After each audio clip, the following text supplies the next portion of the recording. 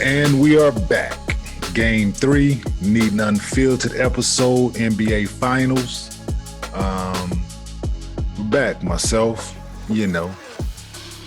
MG here. Yo.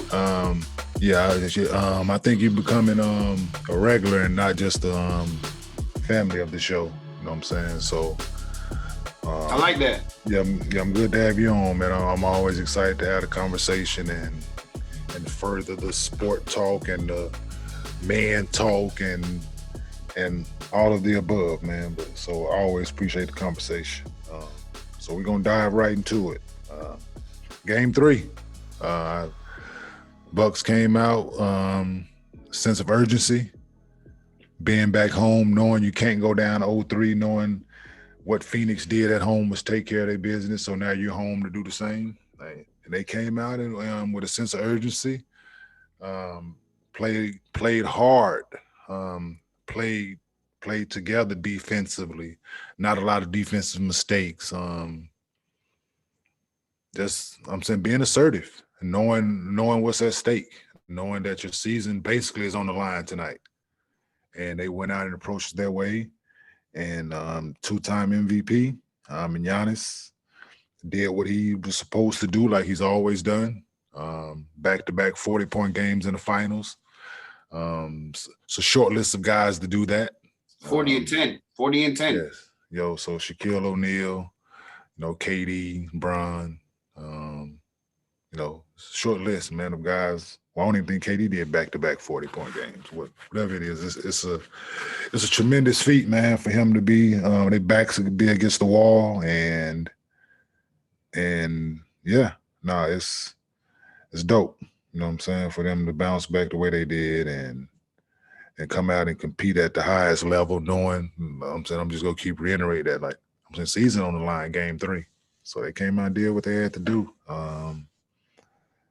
They forced Jay Crowder to make shots, which he did, but CP 19, Devin Booker 10. So they did what they were supposed to do. They did what they were supposed to do. Come out and be really in tune to the defensive game plan.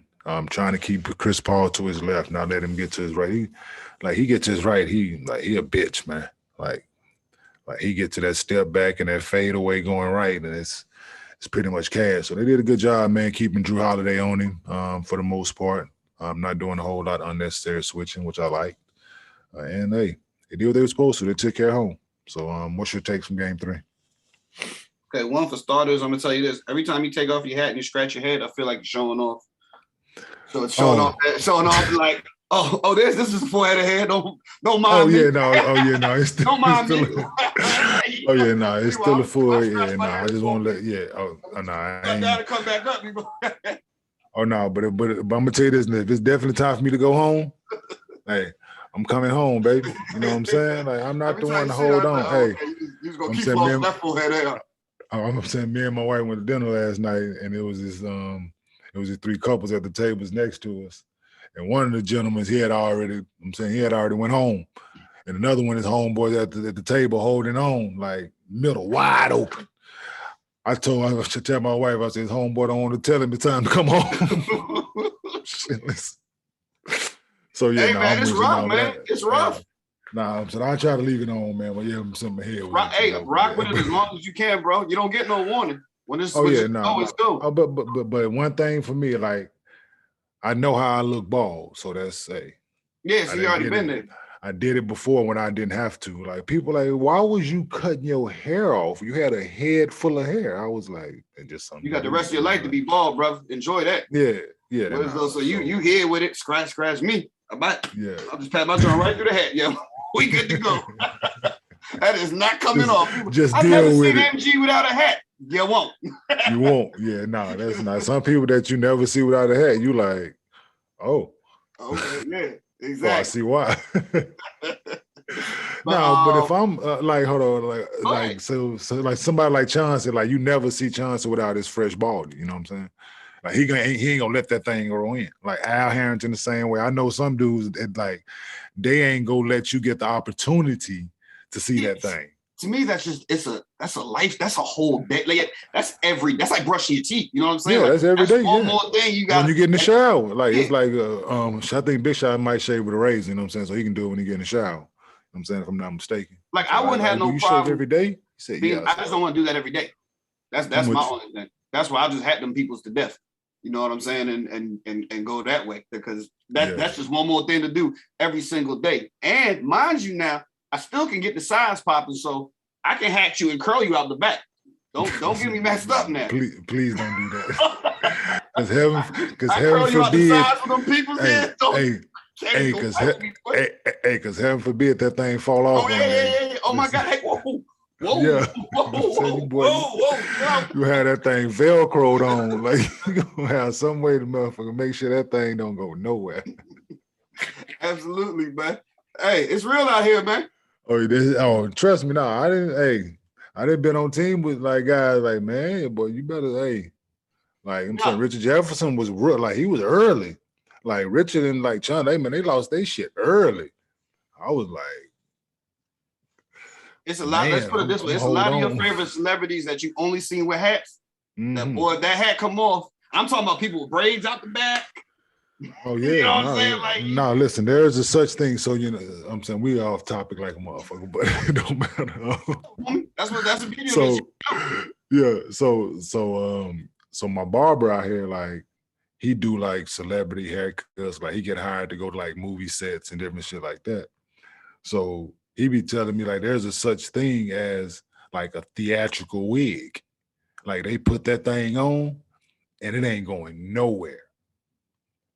I mean, absolutely nowhere. Like they glue that thing on, they blow dry it down, and then it's a whole process. Trust me, I believe. I can't do it.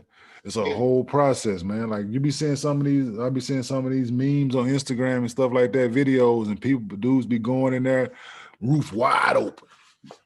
They come out there with a full head, beard, and the whole wop. I'm like, yo. Spray paint, all of that good joint, man.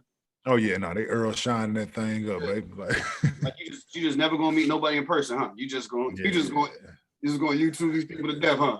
Yeah, and it's a bad deal for athletes to do it because you don't like us, like football players can get away with that shit. The helmet. Like, but us, like we can't get away with no shit like that. You on TV every night. Like either whether it's regional or national, you on fucking TV every night. And don't let you be at the free throw line and that camera catch you. Meme tomorrow. He gonna zoom in. Before you get out that game, there's a meme. Before you get off the line, shit. It's a meme with your head. By the next time you make up to the free throw line, they got one ready for your ass. Absolutely. They quick. Whoever be at these computers, man, they fucking quick, bro. Like that. Like they are quick with it. You know what I'm saying? Yeah, but back to the game then. Back to the game, yes. As we digress. So literally everything, if you check the tape, what I said everything played out today the way I expected to. Only thing I can say, like I said, we talked about in the last game, they were 10 for 20 from the 3-point. 20 for 40 from the 3-point line. I'm like, that's not going to happen. They shot 50% from the 3-point line. That's not going to happen. This game, they shot 9-31. Big difference. That's not going to happen. The last time, Milwaukee shot the reverse, like they shot 27%. This game, they came out and they shoot almost 40% from three. That's what you expected. I told you specifically on air and in private conversation, I said Khris Middleton is going to go off. I was half right. The dude had, in true Khris Middleton fashion, at halftime, my man got 15 points, won his way to 30 points. Man finishes with 18 points. That's pretty hard to do, to have 15 in the first half and finish with 18. Up until the end of the game, he had 15. He was stuck at 15 pretty much the rest of the game. But I knew Khris Middleton was going to show up in this game. That's it. There's a proven track record of it. You sent me that meme, which was dead on. You know what I'm saying? Like that. Yeah, when I saw it, I thought of you. I was like, oh, that's perfect cycle because it just keeps going. It just keeps going. So that happened. And then Giannis, man, again, people. I want to know when the people say, my bad, I was wrong about Giannis. Like, at what point do you say, I don't give a damn if he can't shoot a lick? Like 40 and 10 every night is 40 and 10 every night. And this dude, with the exception of this first game, if you pull up his game log, there's two hiccups on there. There's a 20-point game and a 23-point game. And the one is the one that he got hurt in Atlanta and he played 24 minutes. And then his first game back from a hyperextended, and he had 20 points in that game. That's it. Other than that, it is lights out. 30, 35, 30, 35, 40, 42. Like, the dude is showing up every single night. And if he gets one of those other two, here's the thing. Giannis is showing up. Put him on the paper every game for 30, almost 35 points a game right now. Yeah. If one of those other two shows up, you're in trouble. They did tonight. Drew Holiday played well. He was aggressive, 5 for 10 from 3, so 8 for 14 from the field. You know what I'm saying? Trouble. And if both of them show up, you can cancel Christmas. You know what I mean? So that's what the narrative is with Milwaukee. And to me, the series is going to literally come down to how many games are Khris Middleton and Drew Holiday going to show up. That's going to decide this series. That's going to decide this series. Devin Booker had an off night tonight. So here's the difference. Devin Booker had an off night tonight. Won't happen again. Yeah. He'll be back. It's not going to be, his thing isn't in every other game. I'm not saying that nobody's allowed to not have a good game. Like, Devin Booker had a bad game. Won't happen again. And CP didn't shoot the ball well. I'm saying from 3, he was 1 for 4 from 3. Devin Booker was 1 for 7 for 3. Cam Johnson kid was 1 for 5 from 3. Yeah, I mean, they shot 50% from 3 in game 2. That wasn't going to happen again. You know what I mean? By law of averages. You don't even need to watch basketball to just know law of averages and know that you know what I mean, that's just not going to happen. And like I said, Devin Booker didn't have a lights out game. And the Mikal Bridges kid came back to life, came back to reality. They paid more attention to him. He only had 4 shots, 4 points. You know what I'm saying? So they turned his water off, and that was the difference. He was used to that home cooking. You know what I'm saying? In the finals come out, that intensity is that much greater on the road. But then Bobby Portis came home and got some home cooking. He definitely played well. You know what I mean? So it's like, that's what happens in these series. You know what I mean? And so that's why I said after the first 2 games, while Phoenix handled their business, I told you after the last show, I felt like Milwaukee did enough in those 2 games to say, nah, they ain't just like knock us out the park. We have yeah, for sure. I felt like there was definitely reason to believe they can go back home and get one. And then when you win game 3 and then you win game 3 the way they did from pretty much start to finish, double digits the whole game for the most part per se, I feel like there's enough for Milwaukee to say, we get this next game and then what's up? It's, here we are. They've proven to be able to come back in series and dominate. So they have proven that, because I'm a firm believer in the things that Giannis, Khris, been through the last 3 years, like prepared them for these moments. Mm-hmm. They added pieces and took pieces away, this, that, and the third, and adding Drew Holiday to that. You know what I'm saying? Like Drew been in New Orleans. Like, it ain't been easy down there for him. You know what I'm saying? So he got a chip on his shoulder as well when he come in. So it's like here we go. Like I'm saying, we've been here. Like I'm saying, we've been fighting this monster. Now we're here together. You know what I'm saying? So they can overcome it, I think. And I picked whoever won the Brooklyn Milwaukee series to win it all. You know what I'm saying? That's why I thought would win it, because it prepared. Like, Brooklyn was just talented. Like, if they got James back and then Kyrie was there, then I'm saying so I think it would have worked out. You know what I'm saying? The narrative just because the talent level alone. I've always heard, especially for this last a decade now, they always said in reference to LeBron James, if everything is close, the team that has the best player on the court, you got to go with them. And at this point in the finals, there's no question Giannis is the best player on that court. Chris Paul is a very good player, but he doesn't dominate the game the way Giannis is doing. You know what I mean? He's a great player, and you know what I mean? But Giannis has proven to be, when you watch those games and you eliminate your bias, there is no answer for Giannis. When Giannis, this is the Shaq, Shaquille O'Neal factor, man. Like the Shaquille O'Neal effect. It's just in a different form, man. You see that Euro on the 7-footer before he got knocked down to the ground by a 7-footer legit Euro that man Middleton and finished with That is unreal. Yeah, like that's he grew up like just imagine where he come from. Like he had all that shit when he came over here. And now you put more attention to detail, skill work, and all that with it. No, Giannis a motherfucker, man. Like ain't no other way to put it. Like he puts the most amount of pressure that any player has put on a defense since Shaq. Like people can say LeBron James, but LeBron James looking to pass that thing first. You know what I'm saying? The numbers are what they are, scoring all that, but he looking to get like he looking to now Giannis putting that pressure on you at that rim. And if you and if you let him dunk that motherfucker every time, he gonna dunk it every time. You know what I'm saying? Like I'm with it. You know what I'm saying? Like he came out and shot a 15-footer and like I was like, nah, bro. Attack him. 2-3, man. Attack him. He does it. And he got no answers. Like you just said, like his free throws look better. Mm-hmm. His free throws look better. He's sped up. He's still taking 6 dribbles, but it ain't them long, slow, methodical 6 dribbles like he was taking before. You know what I'm saying? He looked drastically more comfortable at the line at home. It's sped up, but it's not even in Phoenix. Even when they was counting, even the air ball he shot, even when they was counting, those look good. Yeah, because it's sped up. Like you could tell that because you saw, I think it was game 1 or one of those. I think it was game 1. The NBA commented and said like enough is enough. They said technical should have been called for him twice.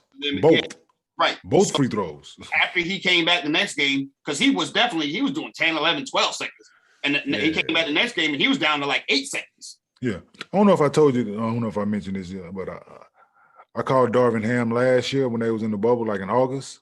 2 years ago, me and you were talking personally on the phone. I was outside in my driveway and we was talking and you said that and go ahead, because you told me that or any of this. Yeah. So I hit Darvin Ham and told him straight up, listen, tell Giannis, man, like he has spent entirely too much time on that line. Like too much time to think about it, like their routine too long. Like, he need to shorten it. It's gonna become a thing. It's gonna become a thing. You know what I'm saying? D-Ham, like, I got you. I'm saying I'll relay the message. You know what I'm saying? And the thing is, I told people, I said, Kenny, I remember this back then. I remember I said I was outside. It was one of the conversations we was having late at night, and we was talking about other things, and we was talking about Giannis, and you said, you said that. You said, I'm gonna reach out to him and I'm gonna tell him. You said, I've been in that position, and you said, and the quote that I remember you saying is, at the line, all you're doing is thinking about missing it. So you might as well shorten that shit up. That's what you said. Yeah, but you said they ain't doing nothing but thinking about missing it. So you might as well shorten that shit down. Said you spend more time at the line. All you're doing is spending more time thinking about missing it. You gotta cut that shit down. Those are the exact words. Your ass up there, 1, 2 dribbles max, man. Listen, 3 max, man. Get the fuck off that line, bro. Like it's too much time. Like, yeah, that's what people do. Like you start struggling. Don't spend more time on the line. If you think about all the best free throw shooters that you can think of, the better the free throw shooter is Steph Curry walks up there, he barely paying attention. He putting his hanging out his thing, he looking over. Yeah, I know, right? And he had to step up 1 dribble, spin it, get it where you want, boom. Reggie Miller, look at all those guys. The thing about the people who, the worst free throw shooters of all time, Dwight Howard, Shaq, Giannis, they at the line sweating bullets. 10 seconds. Every last one. Dread being on the line. Like, no, man. Like, even Karl Malone used to take an eternity. Yeah. But those guys who are the best at it, Kyrie, 1 dribble up. Steph, 1 dribble, spin. Like I said, mouthpiece hanging out his mouth, chewing on it while he's shooting. Attention. You know what I'm saying? And that's because you're not thinking about it. And I think that helps. You know what I mean? It's just like, it's the rhythm. Boom, spin, shoot. Yeah, 1 dribble, get that thing out my hand. Like, I know I've been practicing this. Like, it's so yeah, I definitely think this summer, like, he needs to shorten that thing to like 3 dribbles. Like 1 dribble, because that's what, like, this, if you're doing basketball drills, right? How many drills do you do where you take 6 dribbles? You throw me the ball, it's boom, boom, shot, boom, shot, boom, boom, boom, shot. It's a 3 dribble max. You playing like knockout. They tell you, listen, you got a 3 dribble max or you got a 2 dribble max. Like, no, you're on the free throw line. It's a routine. Like, if you throw me the ball at the top of the key and tell me I'm doing one dribble pull-ups. Yep. I fully agree with you. I mean, you made the free throw line aspect of it. Whether you're playing at the playground here or you playing at the NBA Finals, everybody knows I'm driving. I kick it out to you, Kenny. You shoot it. They were like, buckets. Now let's try the other way. I'm driving. I kick it out to you. You catch it. You look. You hold it. Don't worry about it. That ain't going in. Yeah, that's anywhere. Anybody thought about it too long. That ain't going in. You know what I'm saying? As soon as you see a player shoot about, am I wrong? That's on any level. You'll be like, oh, he thought about it. Yeah, you can cancel Christmas at this point. That ain't going in. No, he with us. Yeah, absolutely. And that's true for NBA players. Like, he thought about it. As soon as he thought about it, too long. Yeah, man. Yeah, because you ain't just reacting. You know what I'm saying? Like, trust me, I done been there. Yeah. Like, get up on that motherfucking line. That's the last place you want to be. Yeah, it is. So, but he looked better now. You know what I'm saying? It's sped up. He's still taking 6, but like I said, it's 6 quicker dribbles than it was. The whole routine before he get on the line, he will go through his routine with his shot. I'm still cool with that because you realize Steve Nash used to do the shit. You know what I'm saying? Before you throw him the ball, Steve Nash used to act like he was going to like visualize the shot. And so, all right, cool. I'm with it. Hair back behind us. Yeah, you know what I'm saying? Lick his damn fingers and like keep disgusting shit. Yo, that shit used to drive me crazy with Steve Nash. Like, yo, man, you gonna be sick as they come, bro. J Kidd had a nice little lengthy routine himself, though, didn't he? And he the one, wasn't he kissing the wife and all that? Yeah. But he stopped it after a while, but it was only one dribble. Yeah. No, it was only one. It's only all that shit. He can do all that shit one dribble. Yeah. And the thing is, Giannis got a whole routine before the ref even gave him the ball, and they started 10 seconds. That's what I'm saying. Yeah. His thing, get on the line, visualize, get his feet together, visualize his shot. Yeah, but I'm saying I get it, but but it's definitely looked better, man. But I like what I saw out of him tonight. I like what I saw out of Drew. Even with the way Drew Holiday played, right? Played like phenomenal. He still pass up so many looks, man. Like, at times, I understand you trying to penetrate and put pressure on the defense, but there's opportunities that I think he can be more aggressive from deep. Like, you shot the ball well today from 3. Like, you shot 50% from 3 today. Like, there was opportunities today where I just felt that at times he can be more aggressive. But other than that, no, I think they played well. I'm not here to say Milwaukee in 6 now or anything of the sort. All I'm saying is that when Phoenix jumped out to 2-0, let's not mail the trophy to Phoenix just yet. That's all I was going to say. People do, man. That's what fucking people do. Let's not mail the trophy to Phoenix yet. I've seen enough from Milwaukee to say they had a puncher's chance. And if Giannis had came out game 1 and looked like he was a shell of himself, I'd have said, okay, you can go ahead and ship that thing off. Now that we've eliminated all physical doubt about whether he's healthy or not, I'm like, yo, to me, I'm telling you right now, the answer is, how many games do Khris Middleton and Drew Holiday show up for? And what did I say was their best offense? Going with the pick and roll and running Giannis out the pick and roll. And I was watching it and it was working. Absolutely. Every time they did it. With Holiday and then Giannis in the pick and roll. It's successful. Middleton handled it. Holiday handled it. Him rolling, him putting pressure on the middle of the defense. When he got in the middle of the defense, something good happened every time. Something good happened every fucking time. Where they got a wide open 3, they got a dunk, a layup, something. Every time. Every time. Along with him penetrating, with him putting them setting cross screens for him. So the same shit I said. Get him the ball, you got to set cross screens for him, back screens, other things to get him a touch, get him on the move, not let the defense load up. Like, that's when he had his best. And they did that tonight. You know what I'm saying? So this whole sorry, go ahead. You know what I'm saying? But on the flip side of it, Phoenix. Yeah. So we know Devin Booker's not gonna go 3 for 14 again. No, he's not. That's not gonna happen. 1 for 7 for 3. Yeah, that's not gonna happen. But no, I think so what they did was they made the ball find Jay Crowder, made him make shots, and Tonight he did, and you can't count on that every night. So just like you can't count on D Book going 3 for 14, you can't count on Jay Crowder going 6 for 7 from 3. No. I'm saying you can't. So a lot of these players, that on the road you're not going to get much, and at home you're going to get a lot. Devin Booker is not falling in that category. This is a one-time isolated incident. He doesn't fall into the he only plays good at home type of guy, or he only plays good on certain days situation. Devin Booker will be right back next game and be perfectly fine. This whole series we've been talking about, what does Milwaukee have to do to adjust? Now the narrative switched and we flip the question back. What does Phoenix now have to do to adjust? They got it, like Monty Williams said at halftime, hey, they just freaking out playing us. I'm saying, like, they played harder. They wanted it more. They came out, they adjusted on the pick and roll. I'm saying, I don't like Phoenix, what they didn't make shots tonight. That's one thing, and then you can't control that, whether you're gonna make them miss or make them mislead. We know that. But yeah, so what they gonna do with Giannis, how they gonna defend the pick and roll? Like, that's their adjustment. How they gonna defend when Khris and Jrue Holiday and Giannis rolling and putting that pressure on the defense? Like, what you gonna do that? I'm saying they tried to go zone. It didn't work. You know what I'm saying? So they tried tonight. So now you got a day, watch the film, see how you gonna play it.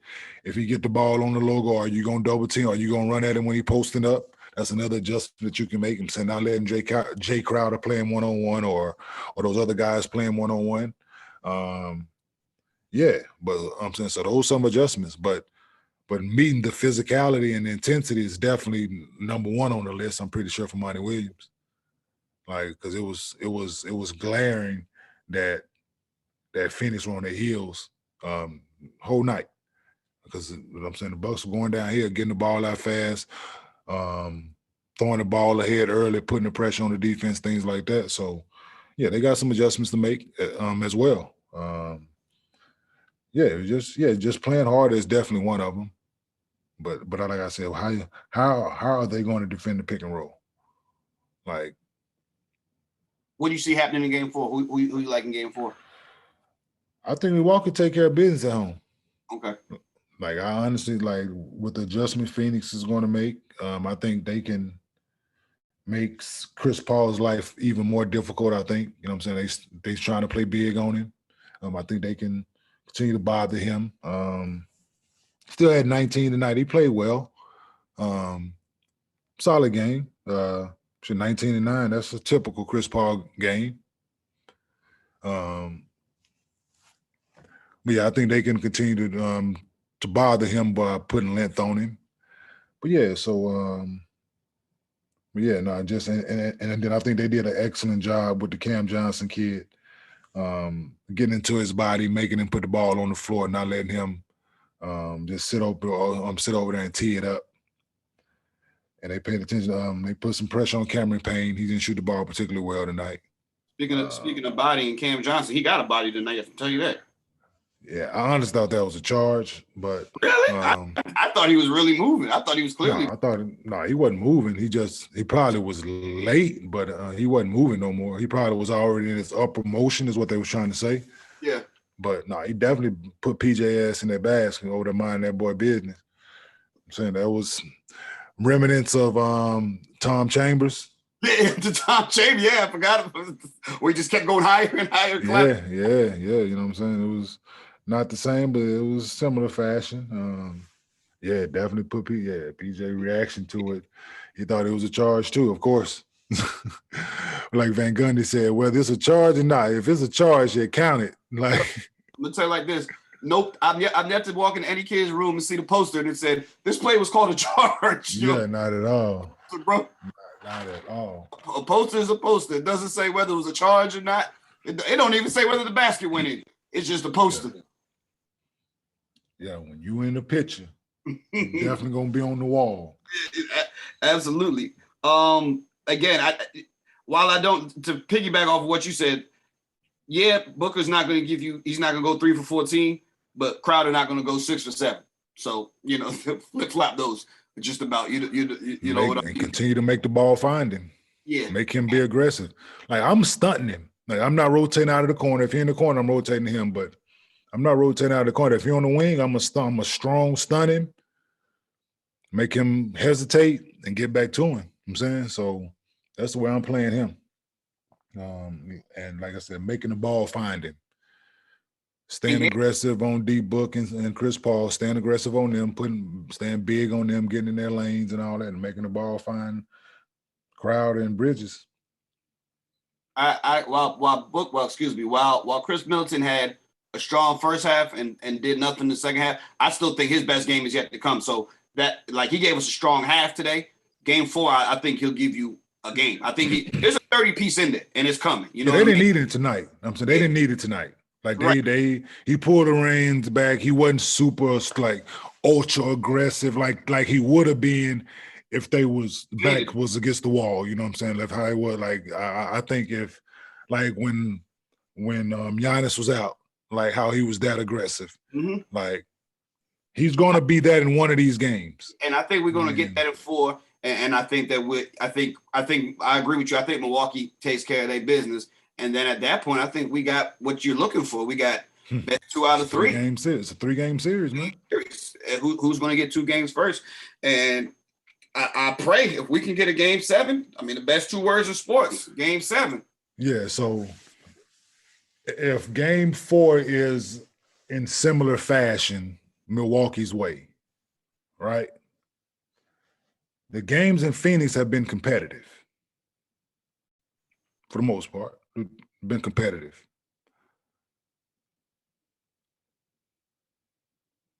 Milwaukee has confidence that they can get one down there, I believe. You know what I'm saying? But especially if this game 4 won't be close. You know what I'm saying? If they handle it, if they start to finish them people's in game, and their confidence is back up there through the roof, and Phoenix's confidence might have trickled down a little bit. Yeah. Because they could definitely, because they can easily, because once it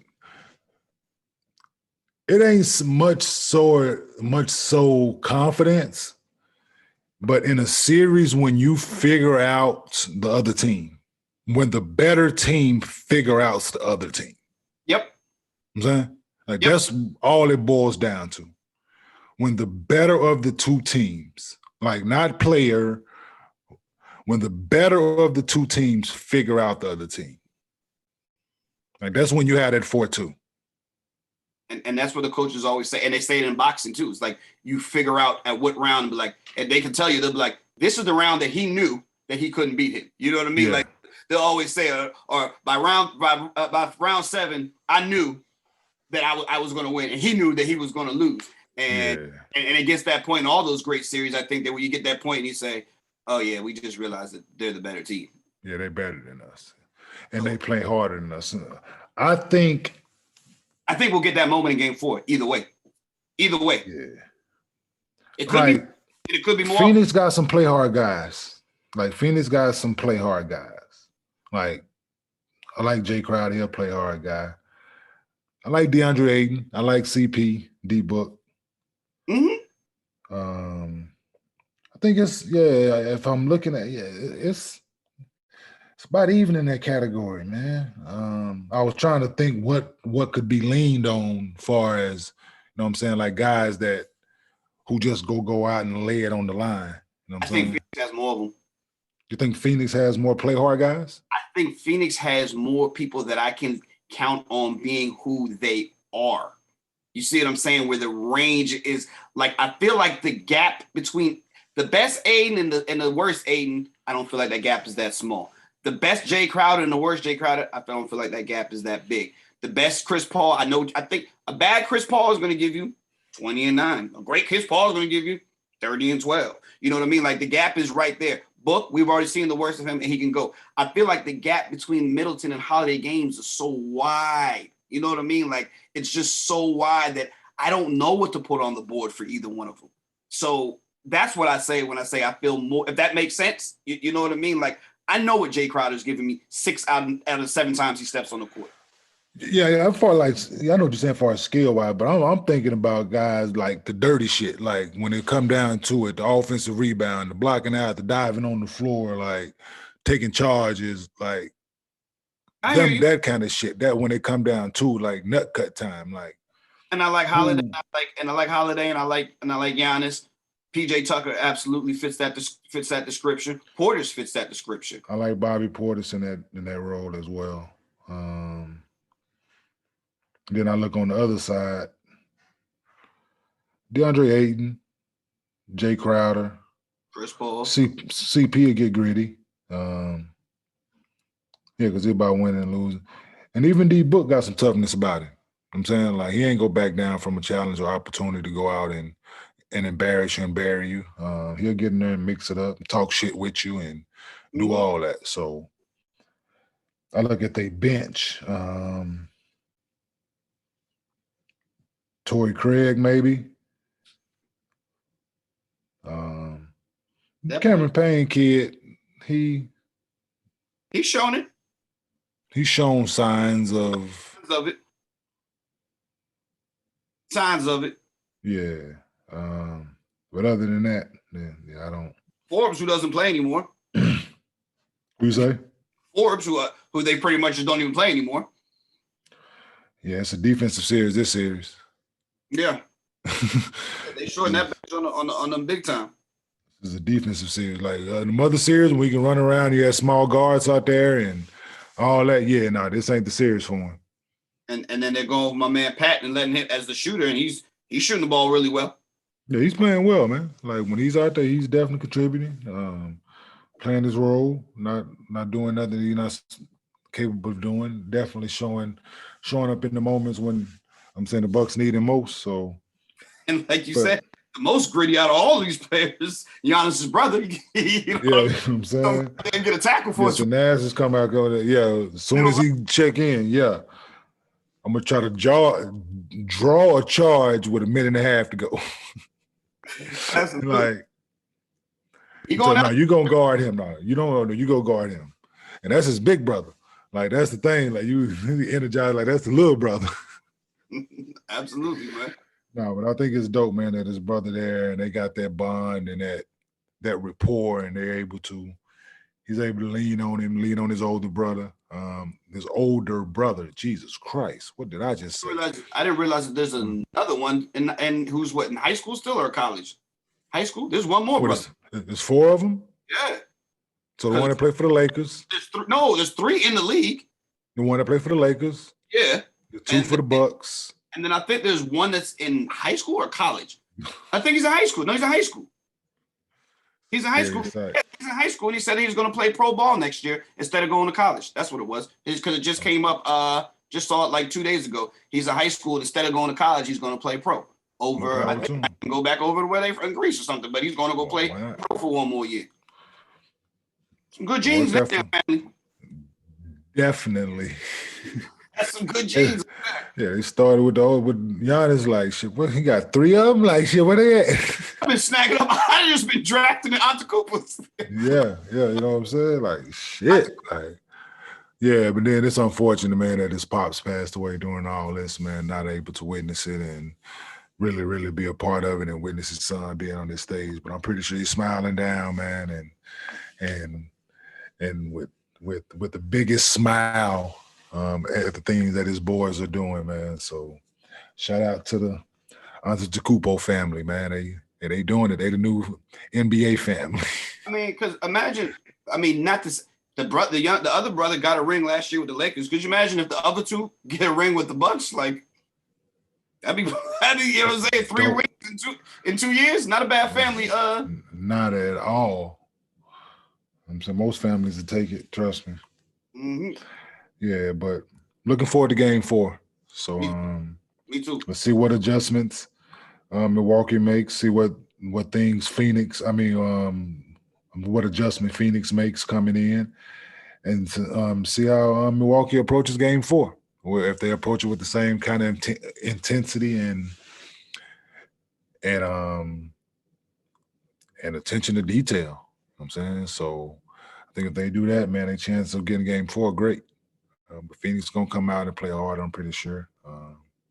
And we can't expect D-Book to shoot the ball that way again. And we'll see what Jay Crowder does because the ball got to find him. So looking forward to it. Me too, brother. Yeah. What do we make of the USA team losing to Nigeria? A lot. Head scratcher. That's what will make that hat on head scratcher. We'll call it. They say take the hat off. Not a hat off head scratcher. If we was doing radio, I could do that.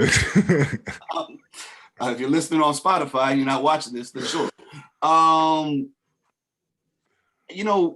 Popovich's comments, he said, I'm kind of happy. I'd like to know what's going on in their practices and what type of team they have. You know what I mean? Because Popovich said, I'm happy that we did this because we learned from it. So it makes me wonder, is everybody in there walking around like it's not possible for us to lose? And if I'm Popovich, I'm fully with that. Like, yo, you guys, maybe now you listen to what I'm saying in the practice and everybody doesn't think they know everything. You know what I mean? Like, we just lost to Nigeria. Now you guys want to be serious about this, or do you guys want to realize what's at stake? Like, this is on your resume.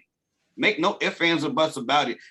20 years from now, they'll be saying that Nigeria has only beat the United States one time. And you'll be saying, who was on that team, Bob? You know what I mean? Your name is attached to it. You know what I mean? And it's like, that's on your resume.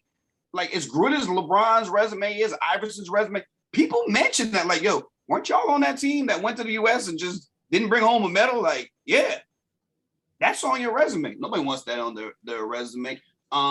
Again, when I hear names like KD, I'm like, this dude really just finished playing basketball like an hour ago. You know what I mean? And that's kind of crazy for him to be. I don't know if I'm a Brooklyn fan, I'm not in love with the idea of KD being out there after our season.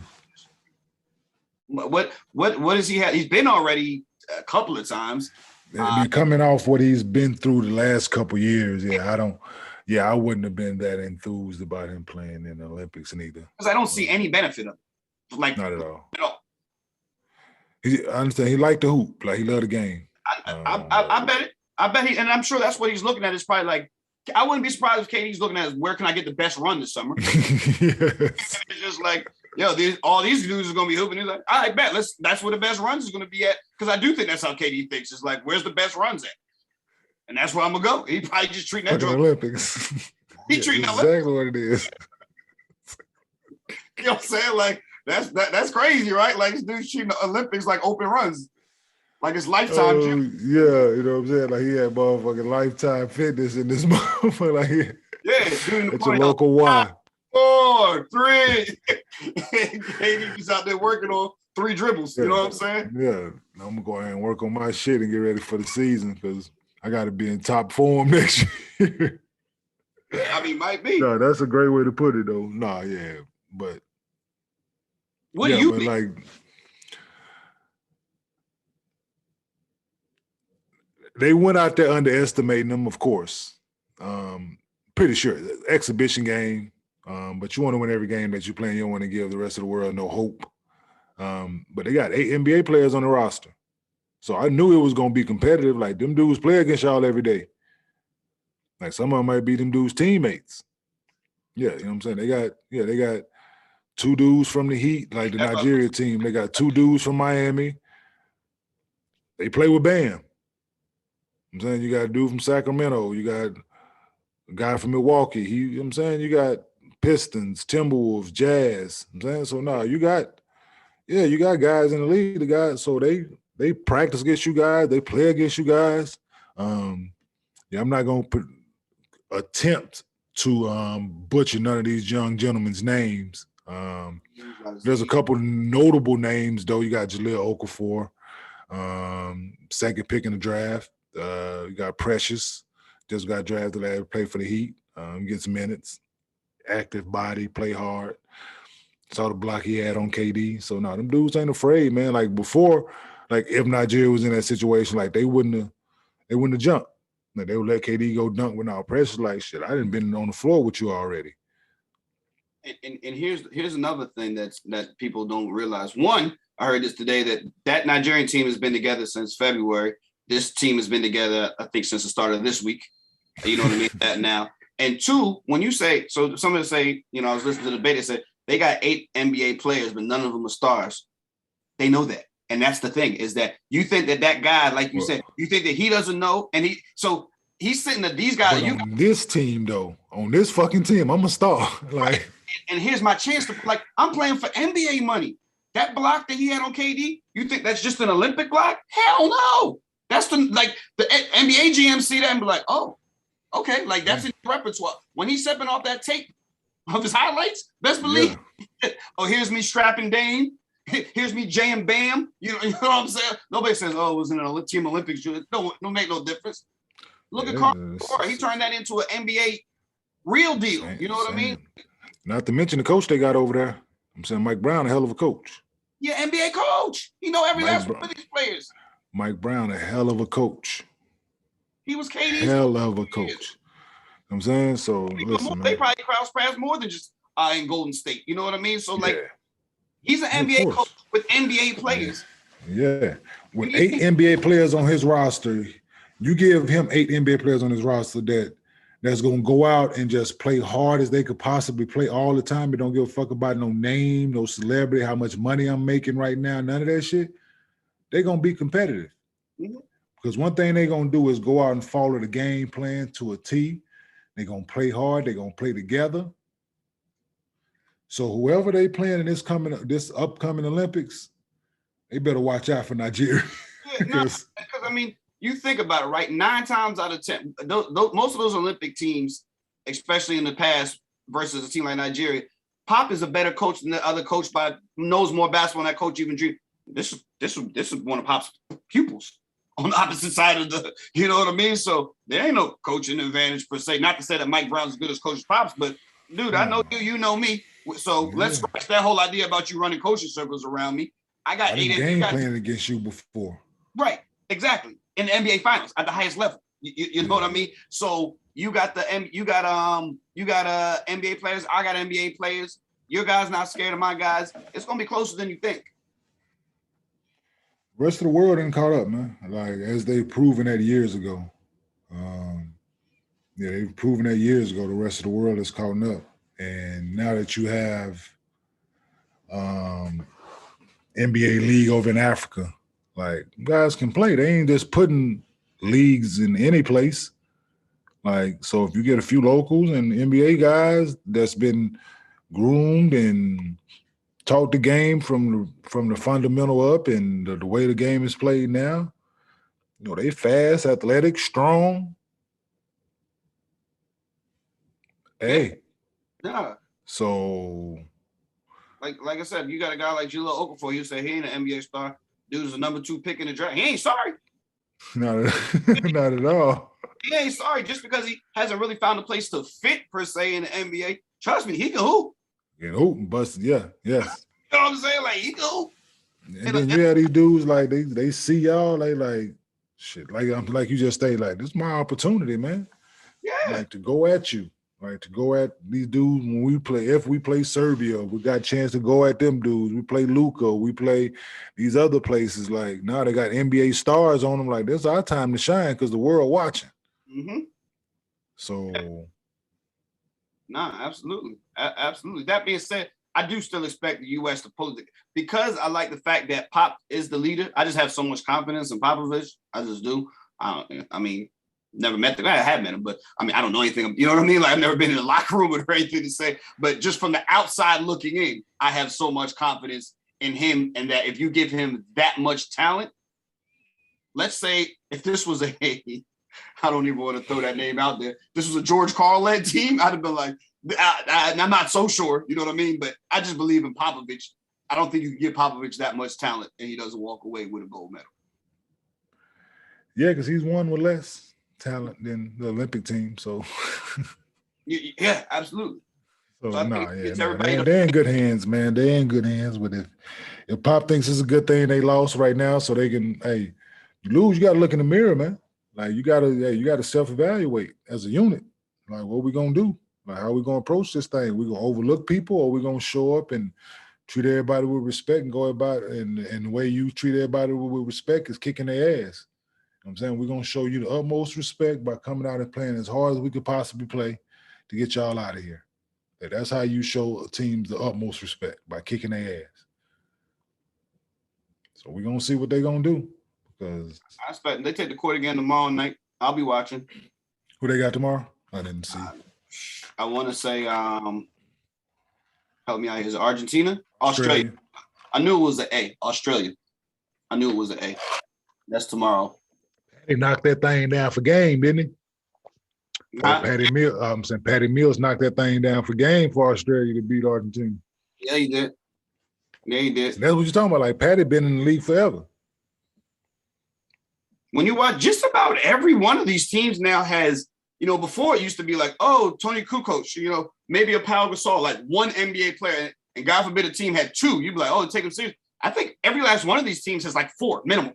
And, you know what I mean? Like literally. Yeah. And I mean, I wouldn't doubt it. Some of these teams that are putting together damn near entire NBA teams. Yeah. somewhere like Spain or somewhere like that. Yeah, they probably is. Yeah. It's gonna be good, man. It's gonna be a competitive Olympics in basketball.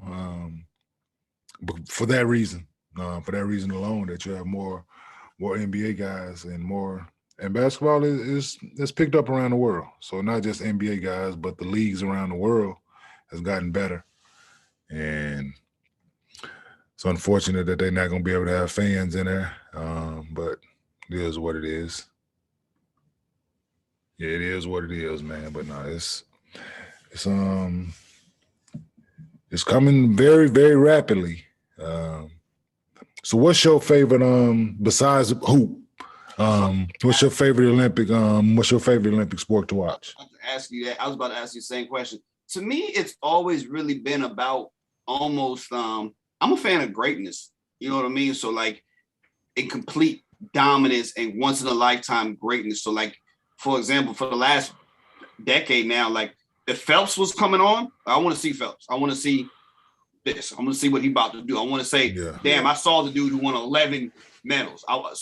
And when Bolt takes the field court, I want to see Bolt. Like, yo, is this dude about to, who knows what he's about to do, but I want to watch this right here. You know what I mean? So that's kind of always been my thing. The 100-meter in track and field I just like it better when there's a name I know. You know, like it's been great watching Bolt. Before Bolt, we had Michael Johnson in the 200. I remember Michael Johnson to me was what must-watch TV. Mm-hmm. The 100-meter for the better part of, we've always known 3 or 4 of those guys' names.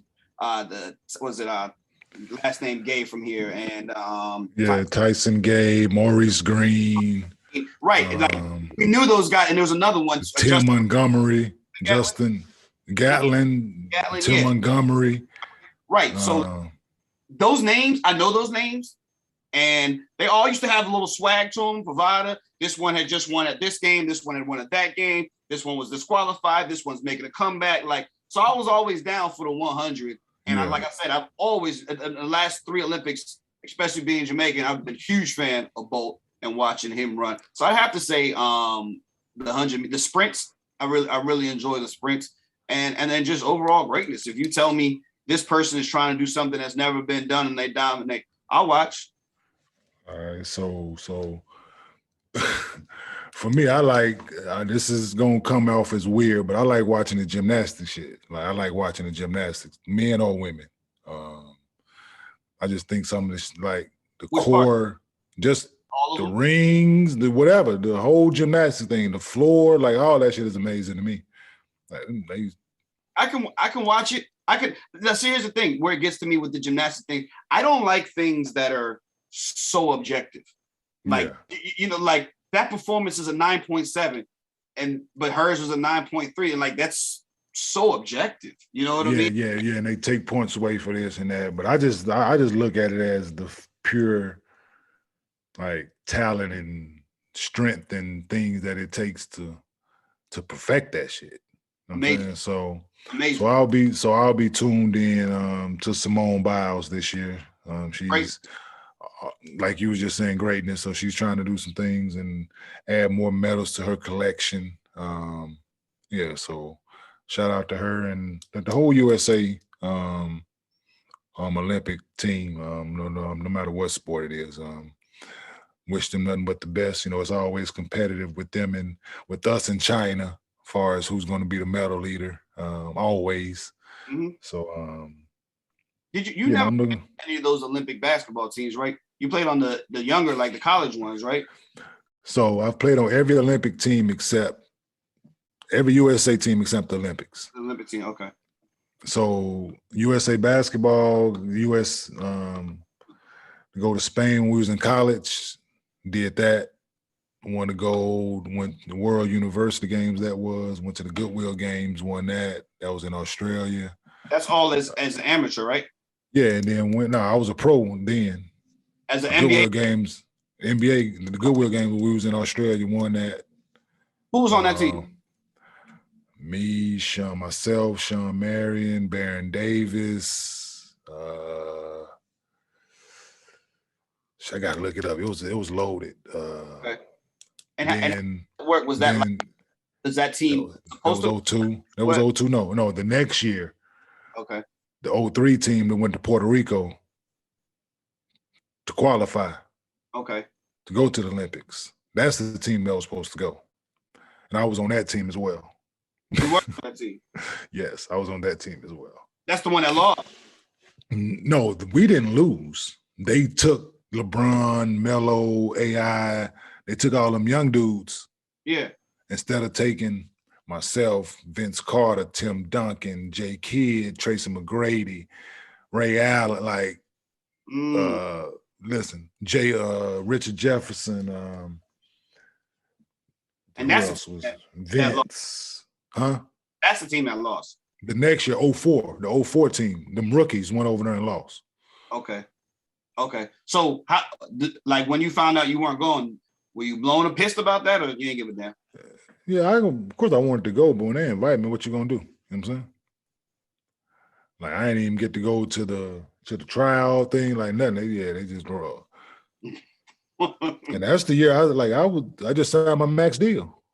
Yeah. 04. Yeah. That was the year. So the Olympics was that summer. So I didn't know if you look at it like, I want my off season, or if it was like, nah. No, I just didn't get I didn't get no invite. Mm-hmm. Yeah, but no, we was loaded. Like that team that was in Puerto Rico. Yeah, we loaded with talent. Tracy, Vince, myself, Richard Jefferson, athletes, Tim Duncan, Jermaine O'Neal. I think Ray was on that team, Jay Kidd, AI. So when you have all of that on one team, are those practices just crazy, like some of the best ever, or all chilling? No, it's some real hoops. Guys going after one another. It's real bump. Real live, competitive shit talking, all that. You know what I'm saying? Real competitive, man. You necessarily always turn it off as soon as practice is done, or not necessarily? Yeah. No, you don't take it over the top, but it definitely. So the roster that lost, AI, Steph Marbury, Dwayne Wade, Carlos Boozer, Melo, LeBron, Okafor, Odom? Lamar Odom. Was he not on that one? He was on there. Sean Marion, Amari, Tim Duncan, Richard Jefferson. So Larry Brown was our coach when we went to Puerto Rico. So on the team, they added Steph, D. Wade, Carlos Boozer, Melo, LeBron, Okafor, Amari, Lamar Odom. So from this team here that went to the qualifying was Tim Duncan, Richard Jefferson, and Allen Iverson. And Sean Marion. Yeah. You count that as one of your best basketball experiences? That someone with those dudes? No, it was cool. Going to Olympics would have been better, of course. You know what I'm saying? We was in Puerto Rico. It was dope just to be around them dudes and be in that environment. You know what I'm saying? It was dope. I'm saying, taking nothing from it. You know what I'm saying? But to go to Olympics definitely would have been better. So that is actually something that the players do care about. Yeah, if you got the opportunity to go, mm-hmm. Yeah, you want to be able to go. And then we felt the team that we had, we was loaded, man. I always from the outside looking in assume that you guys just didn't really care about that, because it wouldn't have. Like I said, I got invited. When I was in college, right? I got invited to go. I felt like I was just one of the bodies that they brought out to fill the roster so they can have competitive games and all that, right? I felt I was one of them guys. So I made that team. Went out there, led that team in scoring and rebounding. Yeah, I remember you said that's when you realized that you had some serious. Yeah. This NBA thing was about to happen for real, for real. I remember you told me that. And we go to Australia. Get invited to that. Go to Australia. Go down there, take care of business. Play well, of course. Yeah, go down to Puerto Rico, do the same thing. Do me, play well. I'm always play basketball the right way. Play hard, go defend, play the right way. Like I tell people, like, if there was a tryout for basketball, just like we're going to take whoever going to help us win, the 12 best guys. Just give me, I tell everybody, just give me a practice jersey, man. Right. I'm a firm believer in that, man. Like, give me a practice jersey. I earned the game jersey. Right. That's who I am. I know your mindset. Just give me a chance. I'm gonna outplay you, bro. Yeah. Like all that shit fine and dandy. You can shoot better than me. You can handle better than me. All that. But when I climb in your goddamn jersey, when I'm like mano a mano, and this physical force is like this pressure I'm putting on you and on both ends of the floor, like ain't letting you relax. Like, who is that? Like, shit, man, like, he don't shoot the best. Who cares? He don't dribble the best. Who cares? Do you feel when it comes to that point, you doing that to your opponent? What do you think this more about the physical intimidation or the mental intimidation? Mental. It is. You just in there, I'm in your head. Yeah. I just put that shot in the fifth row, and now you don't want to shoot no more. Oh yeah, no, you looking for me. Pump faking, traveling and shit. Like, I got you. Pull a chair on you. You think I'm gonna pull a chair next time? I hit boom. Just all kind of shit I be doing to people, man. Like, it ain't just about putting that ball in that basket. Like I tell people all the time, like, I'll frustrate the hell out you out here, man. Like, have you ready to fight? Yeah. And you ain't gonna go there because you know I'm willing to. So like that's a hell of a dilemma, right? Like, get to the point where you that mad, but you know the person that you trying to do, he gonna fight your ass back like hard. Right. I hate like win or lose, that person gonna fight you back hard as shit. Like what do you do? You know what I'm saying? Like, do you go ahead with it? Like, I might win, or he a chance he kicked my ass too. So what do you do? It's when you meet somebody who you know is your match mentally, physically. Like, yeah, I'm with it too. Like, then do you just, is there like a mutual respect? Like, all right, yeah, we play basketball. Okay. Cause we ain't gonna take it there with one another because we know what that could lead to. Like, just take me and Zach Randolph for instance. That's one of the people I was thinking in my head. Take me and Zebo for instance. Yeah. Cool as a motherfucker. Cool as possibly can be, on and off the floor. But guess what? We battle like a motherfucker. Like, we had to fucking each other, ducking in, hitting you, boom, I meet him, boom, he hit me. Like, we really going at it. Nothing come from it. I'm saying? Like, because ain't nothing disrespectful going on. Like, we hooping, we just playing hard. He was on the list of people I was thinking him or Rasheed Wallace, something like that, where it's like you both, I just picture y'all both being kind of cut from the same cloth type of, like, we don't have to go there, but if you want to go there, we can go there. Yeah. It's one of them situations. Yeah. But no, we all, we the two that you named, we have a mutual respect for one another. Like a mutual competitive respect for one another. Because every time we saw each other, we knew what it was going to be. All right. I mean, like, it was Zebo early in his career. Like, Zebo didn't know me. He didn't know. He was a young boy out there. He late in the game, he asked for the ball, like begging for the ball. He think it's sweet. No, young fella. No, young fella. Not out here, not on me, dog. Like, yeah, you picked the right one. Like you pick the right one because we're gonna battle. And Zebo always, you know what I'm saying, he gonna bring the best because he can play. Like he ain't no slouch. You know what I'm saying? He can score. Like people look at him, he's slow, can't jump and all that. Nah, the boy can play. Mm-hmm. So if you don't bring your A game, he gonna bust your ass. And I made sure every time we saw each other, I brought my A game. So yeah, there's some mutual respect, man. But no, it's just go out there, bitch, and let's hoop. Got you. Yeah. Got you, my brother. I believe it has to be, especially when, like you said, those type of guys that you basically did battle with for a decade.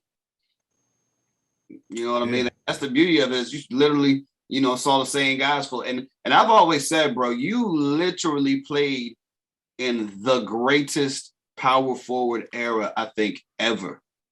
You know what I mean? I mean, whoever was the 10th or 12th best power forward in your era was a damn good power. Whoever it is, whatever list you put together, and you'd be like, this dude was the 12th best power, be like, yeah, that dude's like that. Like it might be zero.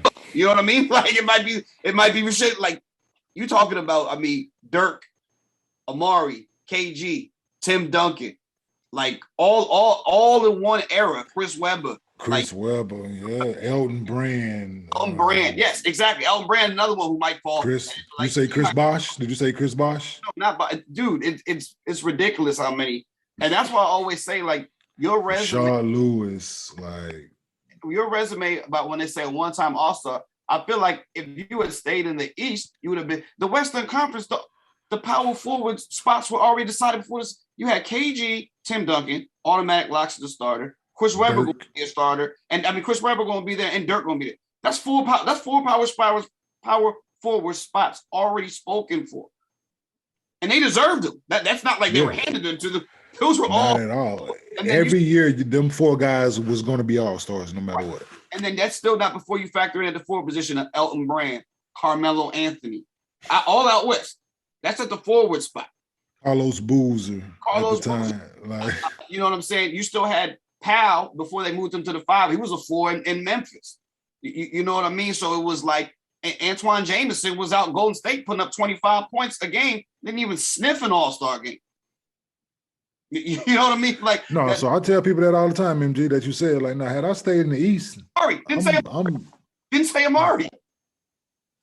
If I stay in the East, right, and it's every year. Every year. Because the team I'm on, the point guard I'm on, I was only getting better. I'm saying? Like I didn't have to sacrifice my game going, I'm saying, in Jersey. Like I was a focal point of the offense. As you look at that now, it would almost been impossible for you to make like I said, Dirk, KG, Tim Duncan. Like what would I have to average to make the all-star team in the West? All those three that I just named is 20, 25, and 10 damn near locked and loaded, ready to go. And they're the number one option on their team. You know what I mean? So it's like it was almost going to be impossible for you to make that out there. You know what I mean? Literally, you could have done 23 and 10 and hope for to be a reserve, an alternate, excuse me. Yeah. You know what I mean? So like that's if you had stayed, meanwhile out east. Oh man, that shit was listen. Once I made it, it wasn't no competition. To be honest with you. Like not at that position, J.O. was a 5. Yeah. They had J.O. listed as a 5. Jamal McGlory made the All-Star game. He was a 5. That was my year. The same year. We made it the same year. Yeah, okay. That's when things was getting a little like so going forward. What was it? Antoine Walker, maybe? Man, listen. We're not gonna I was eating them dudes lunch out there. I think you make 4 All-Star games if you stay in East. Probably more than that if I stay my career there. Yeah. And J Kidd. If I stay there, me and J Kidd, we at least have 2 championships. Perennial. And without a doubt about it. No question. Without a doubt. Yeah, no question. Barring injury or anything like that. I agree. Not a question, bro. I doubt. Man, them dudes, them power forwards in the West was having a problem with me. You know what I was doing to them dudes in the East? Yeah, I went to back-to-back finals. Man, and the year Chauncey and them on it, they had to go out and stack the deck at the position. I'm saying we need more guys to deal with him. my man, tell her, brother. I ain't bored. Like they traded for She the middle of the season. She played one game in Atlanta. Yeah. One game, and that was against us in Jersey. Yeah, I remember he told me that. And left and yeah. Nah, they didn't get. Let's be honest, man. Like they needed somebody else, longer defender. They needed more big. Like, come on, ain't no secret what I was doing to them. So as you look at it now, do you wish you would stay in the East, or it was out of my control? Like I try not to look at things in highlight. It was out of my control. Like they didn't want to pay me, so it was like what I'm gonna do. Of course, I wanted to stay. Yeah, you said Jay Kidd as my point guard. Just made the All-Star team with Jason Kidd as my point guard. Yeah. Me, the way I play, the way we've been doing this shit the last 2 years. Last 3 years, basically. Like, because we lost to Detroit, like that could have, we was right there. We had just swept Detroit the year before. Like, people forget that, bro. Like, we just swept Detroit the year before. We swept New York, and we swept Detroit the year before. So people forget and then that. You see, they was just about to break up that Kobe. When the Shaq and Kobe broke up, it was like NBA opened back up. Yeah, man. Like we was right there, bro. Like, so yeah, no, I didn't want to leave. I'm saying, like, didn't want to leave, not at all. But ownership, Bruce Radner had 51% ownership. And so Bruce Radner made the decision. No, like they offered me the summer before. Like going into my 4th year, they offered me $66 million. They offered me 6 for 66. That was 11 a year. Like great money. From where I come from, right. People like, you crazy to turn it down. And I felt I was supposed to make the All-Star team in my 3rd year. The game was in Atlanta, and they put Sharif on the team because they needed a representative from the Hawks on the team. He played well, but they fucking sucked. We're the best team in the East, and we got one representative. Yeah. So J. Kidd go down there. So the next year, it's in LA. I make the All-Star team.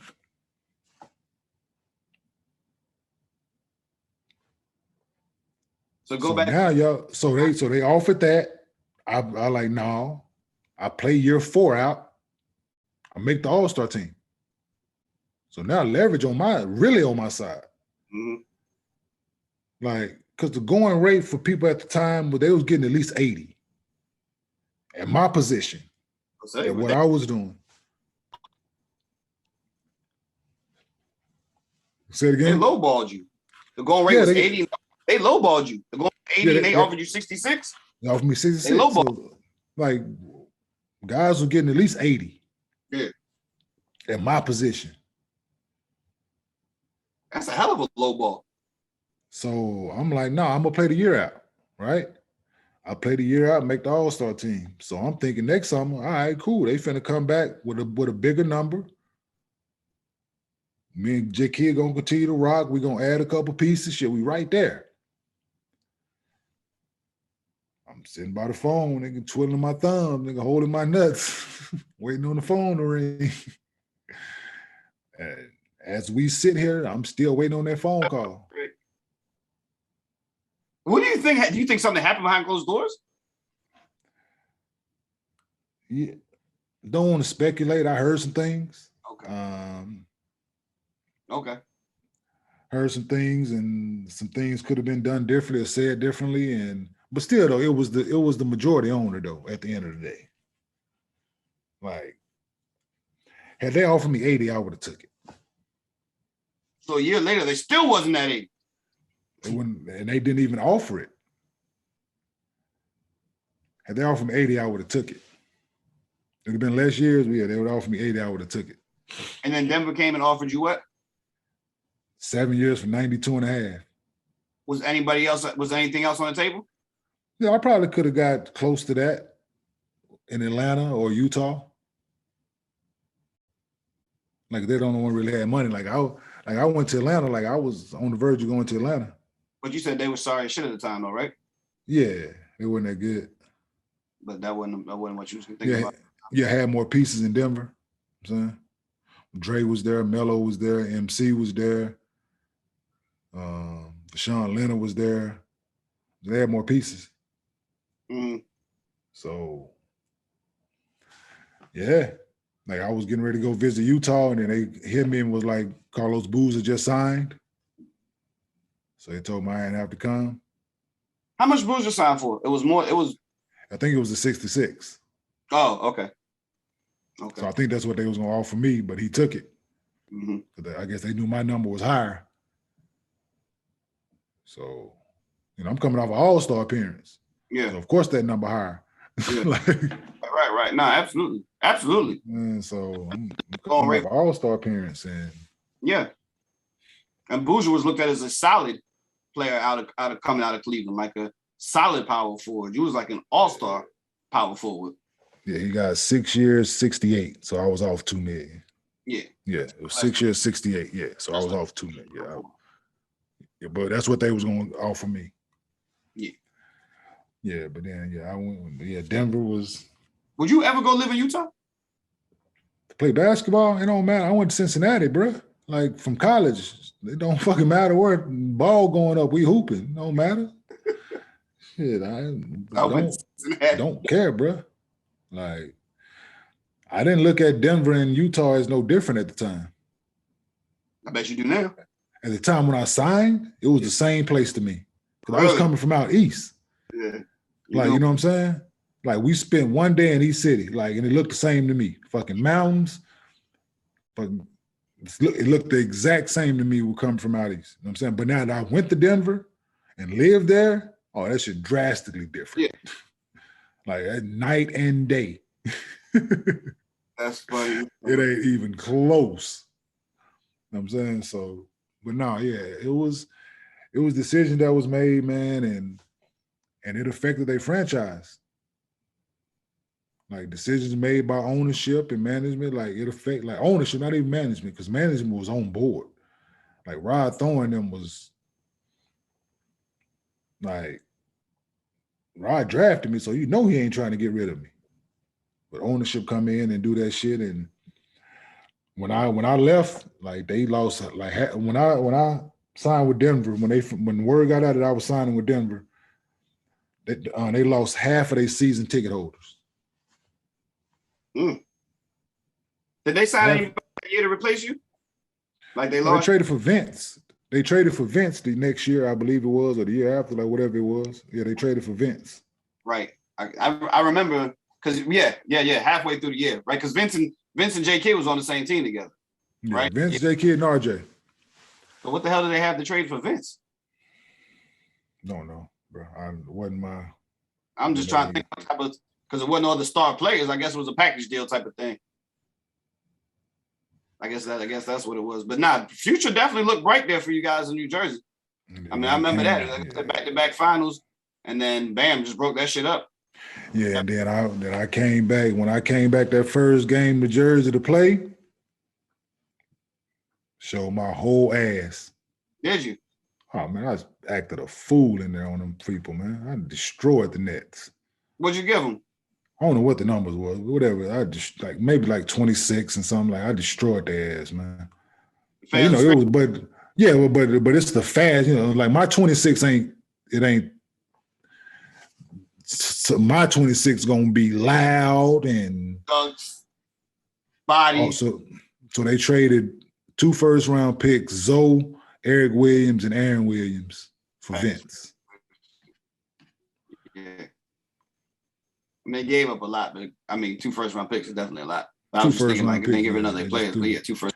Yeah, they just threw them players in there because When you came back to Jersey though, and you going crazy, you doing the fans was cheering for you though, weren't they? Man, I had a whole section in there, MG, Kenyon's crew. They all came back with their signs.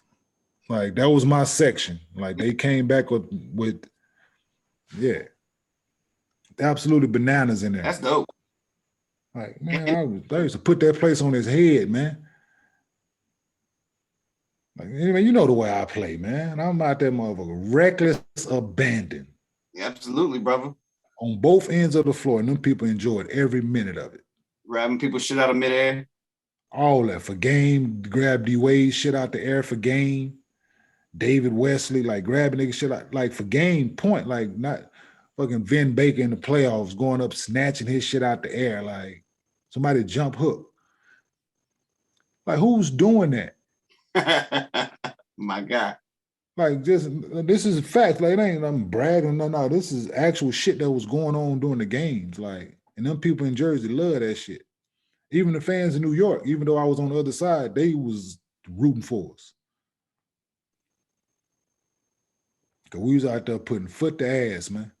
Yeah, man. Nah, y'all. That's why I see. We was enjoying it. We was out there, bitch, playing hard, defending, and running fast. Y'all was Lob City before Lob City. I mean, we was like, yeah, and not only that, no, we was just playing fast. Like, it wasn't like he'd throw RJ a few lobs and all that, but RJ was getting most of his shit off the catch and the grip and going like it was mainly like lob and shit was me. We just played so fast. Cause J Kidd get that ball and he gone. Yeah, Kerry Kittle's one of the fastest people there could be without the basketball. Like Kerry running, I'm running, J Kidd fast, RJ young and fast, I'm young and fast. Mm-hmm. Yeah, moving out there. Absolutely, man. Absolutely, bro. I'm with you. Out there averaging 9 rebounds, so that's easy. And like I said, he the ball. He get it. And he'll throw it from 3/4 court. Man, he'll throw it. You don't even have to be 3/4 court. Where you at? He gonna throw it. Half court, full court, 3/4 court. If he feel he can get the pass to, he gonna try it. So like I've asked you before in other shows, then when that's your first girlfriend, your first point guard in the NBA is J Kidd, the rest of your career is just like, damn, remember when I played with J Kidd? Well, my first point guard was Stephon Marbury. So correct. That was 1 year. Yeah, but it was like probably get your own champ. Get in where you fit in. Yeah, you know watch this. But then after that, you get it with J Kidd, and after you play with J Kidd, isn't the rest of it kind of like, damn, I miss J Kidd? No, because I played with Dre Miller right after that. Like Dre ain't no slouch, man. You're a real point guard. Yeah, Dre lob, Dre do all the same. It ain't just he ain't as fast as J Kidd, but like people don't give Andre Miller his credit, man. Like for his time in the league, like Dre was top point guard, man. Like he was one of the top point guards in the NBA. Like just because he scored a lot and all that, but nah, Dre compete. Dre, yeah. So I went from him. I went from J Kidd. Of course, J Kidd is who he is, but going to Dre Miller right after that is. It's not for falling off a cliff by any stretch of imagination. You know what I'm saying? No, it's not. No, it's not. Like I like AC, my man. Like if AC was our starting point guard, it would have been different. Like then you like, oh, I went from J Kidd. Like AC was competitive, but he wasn't the passer that both of them Dre. Yeah, you know what I'm saying? Like he did other things, so it was like. Nah, I can dig it. Yeah, I was blessed, man. I played with I'm saying J Kidd, played with Dre, played with Chauncey, played with some good point guards. You know what I'm saying? Steve Blake was solid, serviceable. Earl Boykins did what he did. He's going. He getting buckets. Yeah, what he was. He wouldn't have been in the league if he didn't. Right. So he getting buckets. Yeah, that was what he said. He told George, shit, if I averaged 6 assists, I wouldn't be in the league. Yeah. Honest to God, true. We don't need we can go get somebody else to average 6. Need you to get this 17, little dude. Right. Nah, absolutely, yo. How strong is Earl Boykins, man? Strong as shit, isn't he? I guess if you look at comparison of his size. Yeah. I mean, he's literally like half your size, bro. Yeah, but comparison to me, no, he ain't fucking strong. Like, fucking 5'5". Like, strong could he fucking possibly be? Like, Yeah, he looked like one solid muscle, man. Yeah, he was. No, you cut up like a little action figure. Yeah, absolutely. But still 5'5", man. Yeah, quick as shit. That quick as a cat. Yeah, shit. Quick as a fucking hiccup. But nah, that ain't. Still 5'5". He's still a liability on the other end. Fuck how strong he is. Because he got to guard somebody. If he out there, you got to play defense. Shit, it ain't just you can play on one end. This is not football. Right. That's funny, man. Fucking hockey subs and shit. Nah, this is not that, Jack.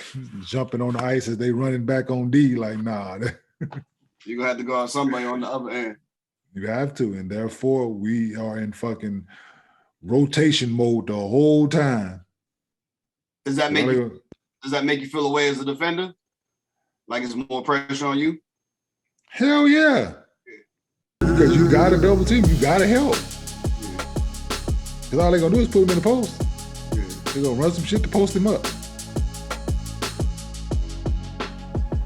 That means you got to be gifted on the upper side of the floor for the team to be able to deal with that, though. Yeah, you got to be. If you're putting the pressure on you offensively, like that's his defense. Yeah. Like him putting the pressure on you offensively is Earl Borkin's defense. So. Right. Yeah, nah, he put that thing in the basket with the best of them. Yeah, so. Absolutely. All right, that's it. Yeah, man, this was a good conversation, man. Ain't nothing else going on out here in these streets. Looking forward to Game 4, man. So enjoy the rest of your Sunday evening, brother. Looking forward to Game 4, and hopefully anything else come up in between, we'll rap about it. But until then, another edition of Neat and Unfiltered in the books.